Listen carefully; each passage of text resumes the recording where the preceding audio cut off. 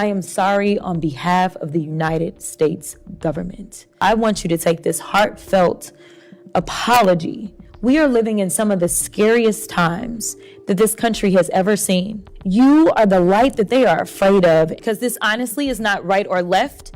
This is right versus wrong. I really don't care your status. As a Black woman, all I can think about is the slave patrols. And the reason I bring it up is because history matters. This particular president, if you've not noticed, he has somehow managed to let seemingly every terrible criminal he could find go free, so long as they are his friends or whatever it is. We are a country of immigrants. It is time for us to unite and stop allowing people to divide us.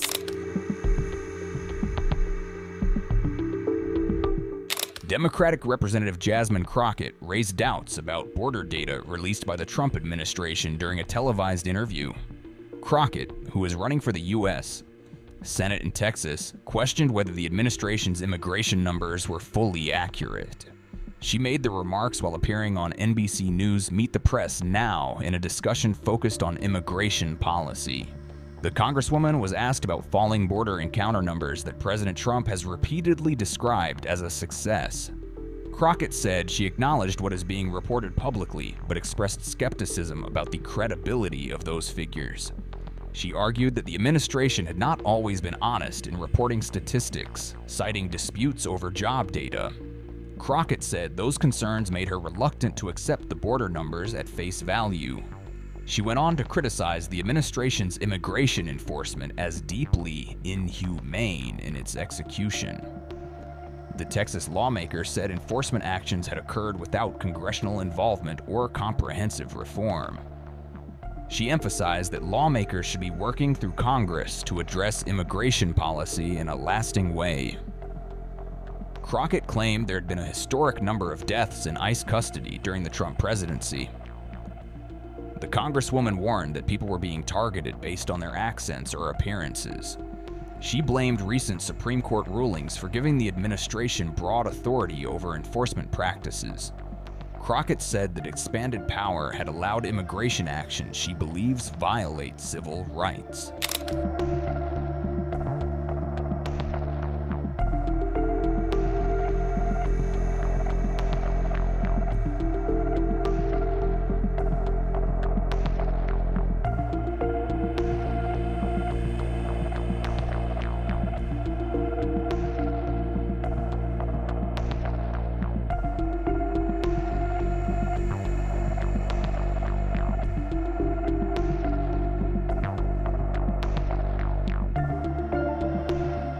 The Trump administration has defended its record, citing sharply reduced border encounters. Ranking member and to Senator Blumenthal, you know, I have my prepared remarks, and as I sit here, it is so emotional for me.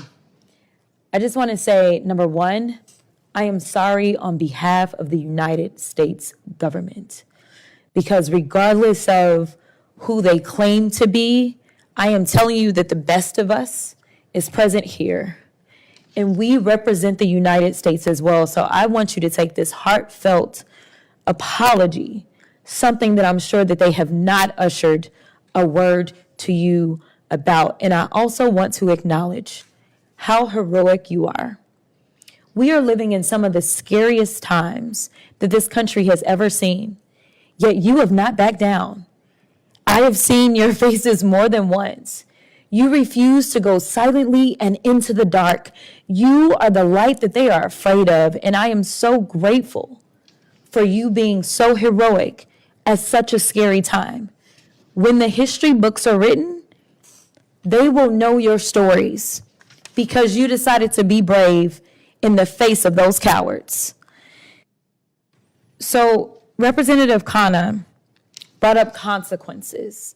And I'm the type of person that is constantly looking for how do we come up with solutions. I became a lawmaker because as a lawyer, I just didn't feel like it was good enough to stand in the courtroom and just argue each case at a time. I wanted to change the laws. And right now, it doesn't seem like we have courage as it relates to the elected officials to do what's right, because this honestly is not right or left. This is right versus wrong. I don't know how any party can say that they are the Christian this or that. and then see this treatment of human beings. I really don't care your status. I get that everyone here today is a United States citizen, but honestly, I have said over and over and over that as a Black woman, all I can think about is the slave patrols. And the reason I bring it up is because history matters. You said it best. You specifically talked about these injustices and how this is circular. That is the truth. But what I'm saying is that if you believe in humanity, if you believe that we live in the land of opportunity and the land of free, then why should it matter that you're just scared about what may be coming for you? You should just be about doing what is right.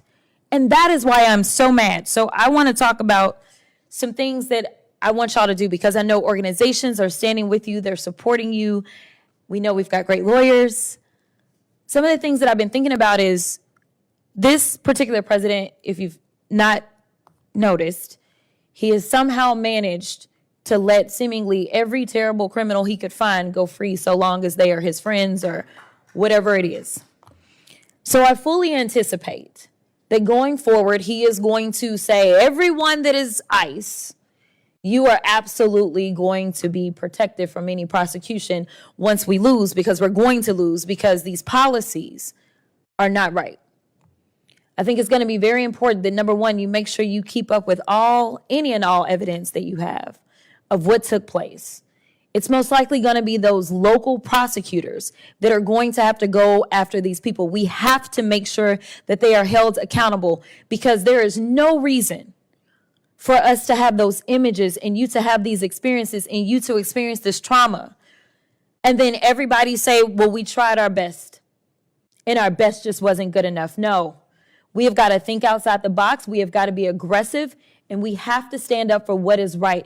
I don't care what your color is. I don't care what country you came from. We are a country of immigrants. It is time for us to unite and stop allowing people to divide us. So again, I just wanted to say thank you. I've had a chance to meet some of you before, and with that, I will yield back. If we've learned anything this year, is that congressional Republicans are more interested in serving Donald Trump than they are in serving their constituents. Over the past 10 months, they have given away permanent tax cuts to the wealthiest people on earth, demolished half of the White House, pardoned violent insurrectionists, significantly driven up cost of living across the country, and then given themselves a taxpayer-funded 8-week vacation, all so that they could delay as long as possible Congress voting to release the Epstein files. And now they're trying to gaslight you into believing that you should trust them on crime policy. They want you to believe that living in a police state is a good or normal thing. They want you to be okay with having armed soldiers and federal agents monitor you as you shop for groceries or take your children to school. They want you to think that you won't be affected, but we've already seen Americans detained, arrested, injured, and some nearly killed because of this administration's reckless approach to handling crime. And they're doing all of this without acknowledging the fact that Republican-led states are experiencing a murder and crime and violent crime crisis, and they have for the last 2 decades. The Republicans' murder state rates were 33% higher than Democratic state murder rates in both 21 and 2022. In fact, over the past 22 years, the Republican state murder rates were nearly a quarter higher compared to states that are led by Democrats.